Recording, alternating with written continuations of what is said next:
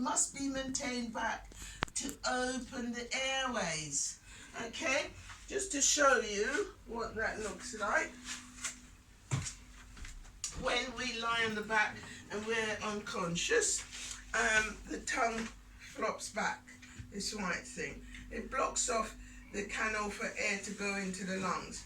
When we tilt the head, it opens up the airway, or when we lift the chin up, it allows freedom of air right into the lungs. That in itself might make the person start coughing, and once air gets into the lungs, they may start breathing. So if they start coughing, then you know that they've resumed breathing, and you will just make sure there's no injuries and turn them. But we'll come to that in a minute. So you're listening at the moment, you're feeling for the pulse, you're looking at the chest for 10 seconds. You must establish if there's a heartbeat. And the carotid pulse is the pulse which indicates that blood is being supplied to the brain. So, does everyone know how to take a pulse? And you do need to be proficient in this. So, first of all, I want you to use 3 fingers and press on this radial pulse here, and tell me if you can feel pulsing sensation.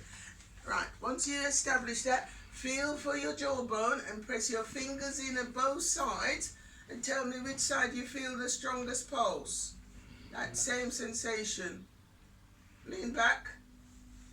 Can you feel? Or have we got any emergencies here? On the right. On the right is a bit stronger, yes. Okay, everyone? Yeah. We haven't got any casualties? Good. Young man, yes, under there, there, just under there, yeah. 3 fingers. Yeah. Yeah? He's strong, the right one. Good, lovely. So we're all on par. So once you establish the pulse, then that means the heart is beating. You turn them, but before you turn them, you would check the body. But we'll come on to that in a minute. Your emergency situation is when they're not breathing, when you can't feel a pulse. Okay, that's emergency. You need to get people involved. Anyone that's standing by, help. Can you call the ambulance, please? While you look in the casualty's mouth, make sure there's nothing blocking the airway. If so, you put your gloves on and you scoop it out. Otherwise, you would feel for the stomach, 4 fingers up from where the stomach, the soft bit is, to the hard bit. Okay, that will take you right in the middle of the chest and press on the sternum bone with the heel of your hand. Right, that take you right across the nipple. Keep the fingers off the ribs as much as possible. Other hand on top, clench them together, elbows straight, and you press down.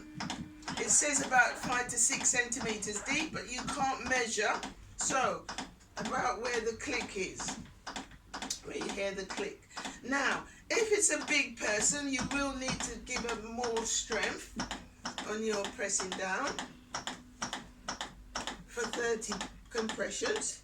If it's an ordinary person, a bit less. If it's a skinny person, a little bit less. If it's a child, 2 to 12, 1 hand. And if it's a baby, 2 fingers. So less pressure each time.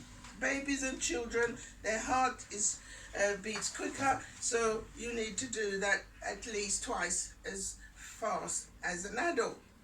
Okay, so you must gauge the pressure that you use on the chest. It's important to keep going. You're not allowed to say, oh gosh, I'm exhausted now.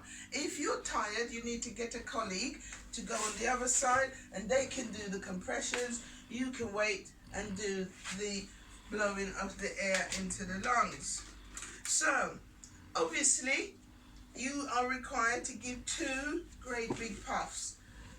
If the person's mouth is bleeding, or they've got sores, you have to protect yourself from blood-borne diseases, so you would use a mouthpiece.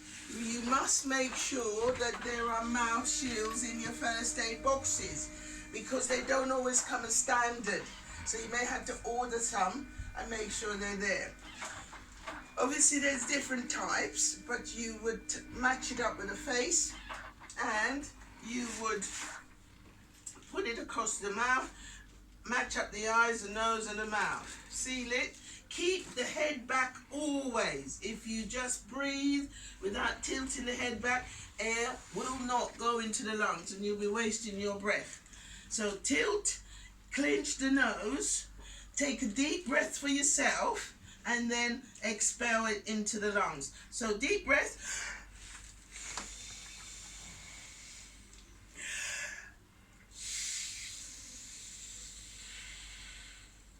Then you listen to see if they resume breathing, feeling again for the pulse, looking at the chest, if it's rising, and if it hasn't been effective, your job is to start again. Move close to the casualty as much as possible and get your body weight over.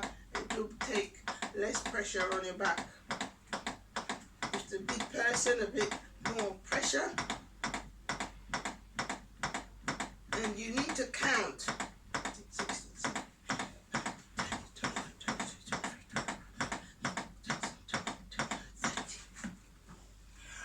And obviously it's mouth to mouth if there's no bleeding, but if there was bleeding, then you would put your mouthpiece on and you would do your breath.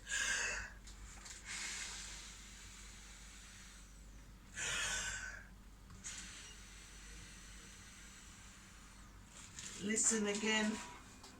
Undo the nose, don't clench the nose when you're listening, looking and feeling. And you continue that till the casualty resumes breathing or if the ambulance arrives. Okay?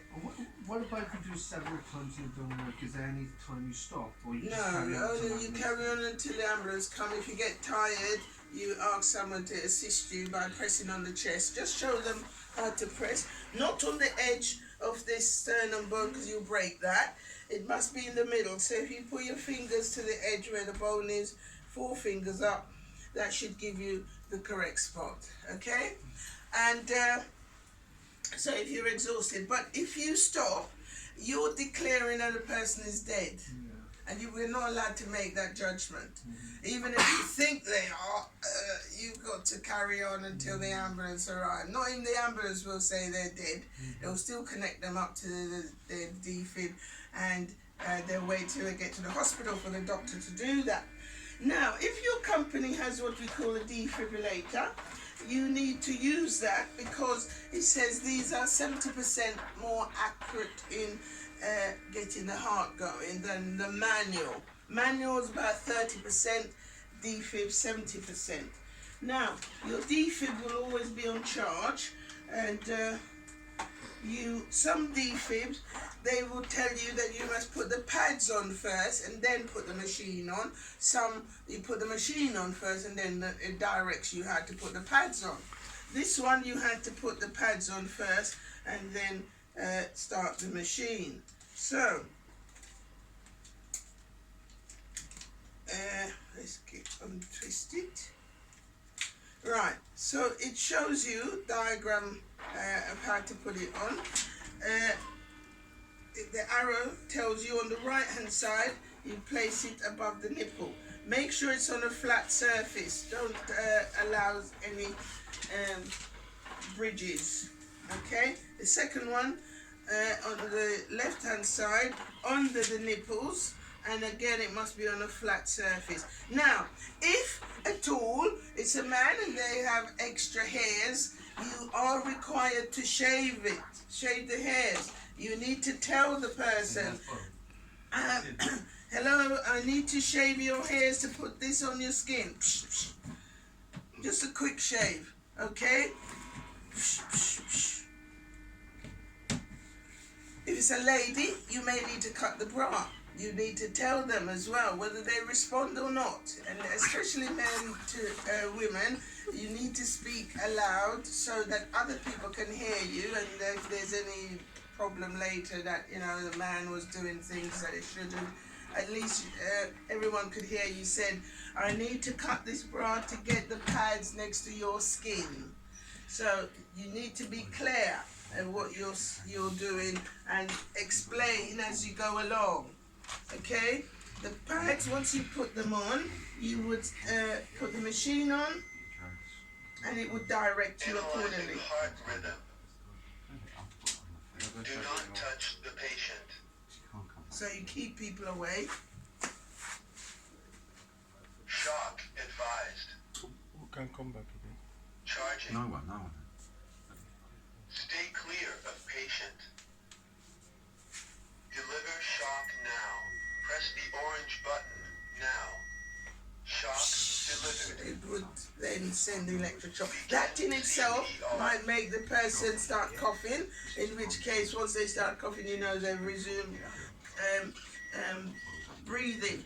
If not, again as I said, feel for the soft bit, 4 fingers up and move over the casualty and press on the chest in line with the correct rhythm.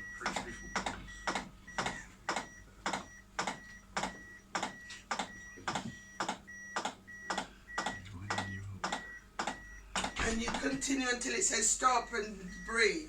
It will even give you how long you should be breathing. So it will say breathe and you continue the breath for that time. Okay, so let me stop that now. When it's the child or the baby, you start with the breathing first because the adult, the heart is the slowest to stimulate, so you start with the pressing on the heart.